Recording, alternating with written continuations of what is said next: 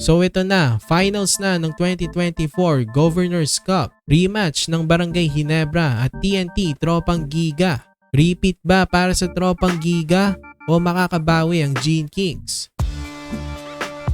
So ito na nga, dalawang koponan na lang ang natitira. Makakatapat ng Barangay Ginebra San Miguel ang defending champions ng Governors Cup na TNT Tropang Giga. Napakagandang finals na naman ito. Rematch nila Justin Brownlee at Ronday Hollis Jefferson.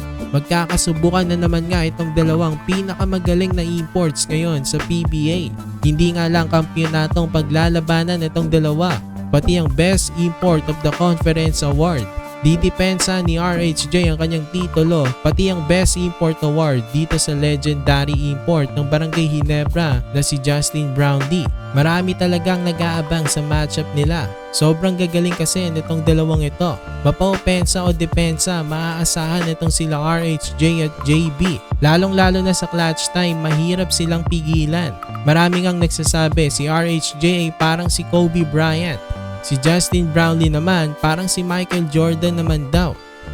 Hindi lang naman silang aabangan dito ng mga fans. Parehas may mga magagaling na supporting cast itong sila JB at RHJ. Sa TNT, syempre nandyan sila Calvin Optana, Poy Eram, RR Pugoy at Jason Castro na matinik pa rin kahit na 38 years old na. Sa Barangay Ginebra naman, napakatindi rin ang lineup nito. Japet Aguilar, mala MVP ang nilalaro ngayong conference. Marami silang magagaling na guards. Scotty Thompson, Stephen Holt, Maverick Ahamnisi at ang rookie nila na parang veterano maglaro, RJ Abarientos. Pagdating sa mga coaches, classic din ang tapatang Coach Tim Cone at Chot Reyes. Parehong hindi na bago pagdating sa PBA Finals. Coach Tim ang may pinakamaraming titulo sa PBA with 25 titles. Balak niya pang dagdagan yan. Chot Reyes naman may 9 titles na.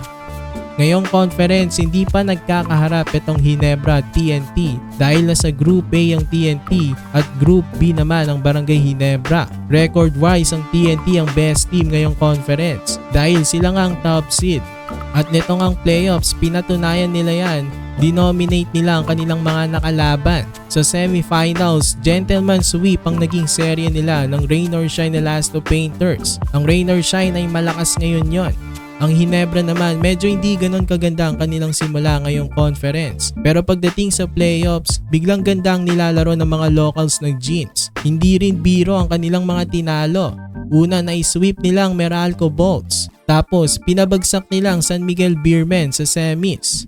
Mas lalong magandang panoorin ng Ginebra TNT ngayong finals dahil parehong ang magandang nilalaro nila, especially these playoffs. Last time na magkatapat sila sa finals, 4-2. Sila RHJ at ang TNT ang unang nakatalo kay Justin Brownlee sa finals. Pero marami ang nagsasabi na may asterisk daw ang pagkapanalo ng TNT sa Gene Kings dahil na food poisoning si Justin Brownlee noong Game 5. Kung hindi nga daw nangyari yon, baka undefeated pa rin daw si JB sa finals. Posible nga yun pero deserve but in-earn pa rin naman ng TNT ang kampyonato na yon.